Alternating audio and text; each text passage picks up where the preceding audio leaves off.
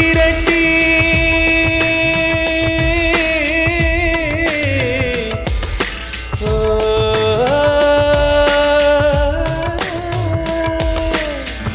இரவினை திரட்டி